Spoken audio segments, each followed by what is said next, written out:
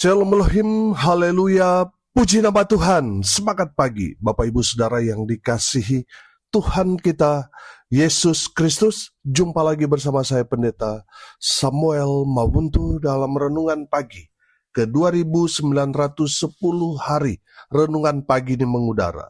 Puji Tuhan. Bapak Ibu Saudara yang dikasihi Tuhan, sebelum kita membaca, mendengarkan, dan merenungkan firman Tuhan hari ini, mari kita berdoa. Minta pimpinan Roh Kudus. Kita berdoa. Bapa di surga, berbicaralah kepada kami semua.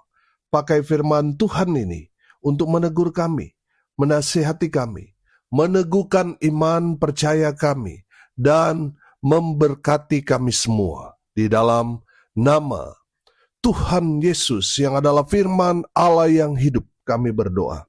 Amin. Haleluya. Bapak Ibu Saudara yang dikasihi Tuhan, bersama dengan saya kita akan belajar Alkitab dari kitab Kejadian sampai kitab Wahyu. Mari buka Alkitab kita. Wahyu pasal 3 ayat 14 sampai ayat 22. Kepada jemaat di Laodikia. Dan tuliskanlah kepada malaikat jemaat di Laodikia. Inilah firman dari Amin, saksi yang setia dan benar, permulaan dari ciptaan Allah. Aku tahu segala pekerjaanmu. Engkau tidak dingin dan tidak panas. Alangkah baiknya jika engkau dingin atau panas. Jadi karena engkau suam-suam kuku dan tidak dingin atau panas, aku akan memuntahkan engkau dari mulutku. Karena engkau berkata, aku kaya dan aku telah memperkayakan diriku, dan aku tidak kekurangan apa-apa. Dan karena engkau tidak tahu bahwa engkau melarat dan malang, miskin, buta, dan telanjang, maka aku menasihatkan engkau supaya engkau membeli daripadaku emas yang telah dimurnikan dalam api, agar engkau menjadi kaya, dan juga pakaian putih, supaya engkau memakainya, agar jangan kelihatan ketelanjanganmu yang memalukan, dan lagi minyak untuk melumas matamu, supaya engkau dapat melihat. Barang siapa kukasihi, ia kutegur dan kuhajar. Sebab itu relakanlah hatimu dan bertobatlah. Lihat, aku berdiri di muka pintu dan mengetok. Jikalau ada orang yang mendengar suaraku dan membukakan pintu, aku akan masuk mendapatkannya, dan aku makan bersama-sama dengan dia, dan ia bersama-sama dengan aku. Barang siapa menang, ia akan kududukan bersama-sama dengan aku di atas tahtaku, sebagaimana aku pun telah menang, dan duduk bersama-sama dengan Bapa-Ku di atas tahtanya. Siapa bertelinga, hendaklah ia mendengarkan apa yang dikatakan Roh kepada jemaat-jemaat. Amin. Haleluya. Bapak Ibu Saudara yang dikasihi Tuhan, kita saat ini membahas tentang jemaat terakhir, yaitu jemaat Laodikia. Jemaat di Laodikia adalah jemaat yang kaya raya. Mereka penghasil tekstil yang sangat mahal. Saking kayanya Laodikia, mereka menolak bantuan Roma. Di Laodikia ada obat mata, salep mata yang terkenal sangat mujarab. Kelemahan Laodikia, mereka tidak punya sumber air. Air di Laodikia itu dialirkan lewat pipa Hierapolis, kurang lebih 10 km. Sampai di Laodikia, airnya hangat, berlumpur, belerang, dan gak enak untuk diminum langsung. Saudara, kalau kita melihat jemaat di Laodikia yang kaya materi tapi miskin rohani, penghasil obat mata tapi buta rohaninya, dan keadaan rohani yang suam-suam kuku, yang firman Tuhan dikatakan Tuhan melihat mereka rasa muntah. Karena apa? Kehidupan mereka yang suam-suam kuku. Menarik di ayat 14, saudara, perhatikan. Ayat 14 firman Tuhan berkata begini, dan tuliskanlah kepada malaikat jemaat di Laodikia, inilah firman dari Amin, saksi yang setia dan benar, permulaan dari ciptaan Allah. Haleluya. Saudara, di ayat 14 ini, Tuhan Yesus memperkenalkan dirinya. Dia adalah Amin. Amin arti Ibraninya aman, teguh, pasti. Amin. Tuhan Yesus mau mengatakan kepada jemaat di Laodikia, aku Yesus ini pasti tidak suam-suam kuku sama seperti mereka. Saksi yang setia dan benar. Laodikia adalah jemaat yang tidak setia. Hidup mereka tidak benar. Tapi Yesus memperkenalkan diri bahwa dia adalah saksi yang setia dan benar. Dan yang ketiga, saudara, Tuhan Yesus memperkenalkan diri bahwa dia adalah permulaan dari ciptaan Allah. Saudara, Yesus bukan bagian dari ciptaan, tapi Yesus adalah pencipta. Amin. Haleluya. Saudara, kenapa Tuhan Yesus memperkenalkan dirinya seperti ini? Karena ada 3 penyakit jemaat di Laodikia. Mereka ragu-ragu dan Tuhan Yesus jawab, aku amin, aku pasti. Amin. Penyakit yang kedua, mereka nggak setia. Makanya Tuhan Yesus jawab, aku saksi yang setia dan benar. Penyakit yang ketiga, mereka sombong karena kaya. Dan Tuhan Yesus jawab, aku pencipta alam semesta ini. Bapak, Ibu, Saudara, sebelum Tuhan Yesus menegur jemaat di Laodikia yang suam-suam kuku itu, Tuhan Yesus memperkenalkan dirinya terlebih dahulu. Saudara yang dikasihi Tuhan, kalau kita melihat dingin di sini, orang yang tidak percaya, Kristen dia, tapi dia tidak percaya sungguh-sungguh kepada Tuhan. Masih jujur, tetapi tidak mempercayakan dirinya sepenuhnya kepada Tuhan. Itu artinya dingin. Masuk golongan orang yang dingin. Orang yang panas itu, orang yang cinta Tuhan, orang yang dipakai Tuhan, itu masuk golongan panas. Sementara yang suam-suam kuku, mereka itu tidak ada tempat dingin atau panas. Mereka netral. Artinya apa, saudara? Mereka ini kompromi. Bapak, Ibu, Saudara, ada berapa banyak orang Kristen yang kompromi dengan dosa? Oh, nggak apa-apa kok tetap ke gereja. Tapi selingkuh jalan terus. Nggak apa-apa melayani. Judi jalan terus, saudara. Itu namanya suam-suam kuku. Tuhan Yesus menegur jemaat di Laodikia karena kehidupan mereka yang suam-suam kuku. Suam-suam kuku dalam bahasa aslinya, bahasa Yunani, kilaros, artinya hangat, suam, atau biasa saja. Bapak, Ibu, Saudara, dengar baik.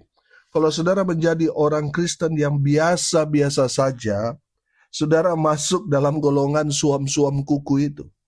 Saudara, suam-suam kuku, kalau bisa saya artikan secara sederhana, suam-suam kuku ini adalah orang Kristen ke gereja, tapi hidupnya sama seperti orang yang tidak mengenal Tuhan. Percaya Tuhan Yesus, tapi tidak taat pada firman Tuhan. Saudara, mari kita lihat tanda-tanda orang-orang yang suam-suam kuku. Mereka berdoa, mereka datang ibadah, tapi hanya formalitas. Ya, karena saya Kristen, makanya saya berdoa, makanya saya beribadah. Tetapi tidak ada hubungan dengan Tuhan. Banyak orang Kristen seperti ini, saudara. Hanya doa kalau ada masalah. Hanya doa kalau doa makan. Tidak memiliki hubungan secara pribadi dengan Tuhan. Makanya banyak orang Kristen yang suruh ibadah itu harus diingatkan, harus dipaksa, harus diteror dulu sama pasangannya, baru dia mau datang ibadah. Itu tanda-tanda orang yang suam-suam kuku. Yang kedua, saudara, tandanya rajin dengar khotbah, rajin baca firman Tuhan, tapi hidup tidak berubah dari dulu sampai sekarang. Ya begitu-begitu saja, pemabuk, ya masih main judi, masih melakukan dosa, tidak ada perubahan. Tapi rajin kalau dengar khotbah, dengar firman Tuhan, wah semangat luar biasa, tapi hidupnya tidak ada perubahan hidup. Itu tanda orang yang suam-suam kuku. Yang ketiga, saudara, tandanya diajak ke persekutuan, ke gereja, malas saudara. Alasannya sibuk. Bapak Ibu Saudara yang dikasihi Tuhan, ini seringkali dijumpai di tengah-tengah jemaat. Kalau diajak pelayanan, ke persekutuan, ke gereja, seolah-olah dia orang yang paling sibuk di muka bumi ini. Saudara, kalau itu saudara, itu menandakan saudara ada di titik ini, suam-suam kuku. Tanda yang keempat, saudara, bangga dengan simbol-simbol Kristen. Pakai kalu salib, apalagi sekarang banyak kaos atau kemeja yang gambarnya Tuhan Yesus, saudara. Tapi tidak jadi saksi Tuhan yang baik. Pakai simbol-simbol kekristenan, tapi ada di meja judi. Pakai simbol-simbol kekristenan, tapi tipu sana, tipu sini.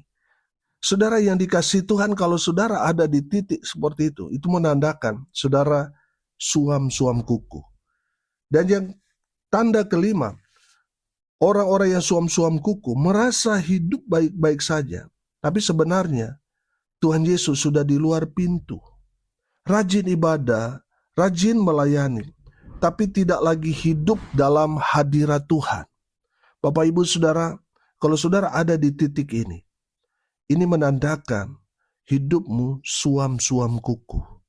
Tuhan Yesus melihat orang model seperti ini mual, saudara. Ingin rasa muntah.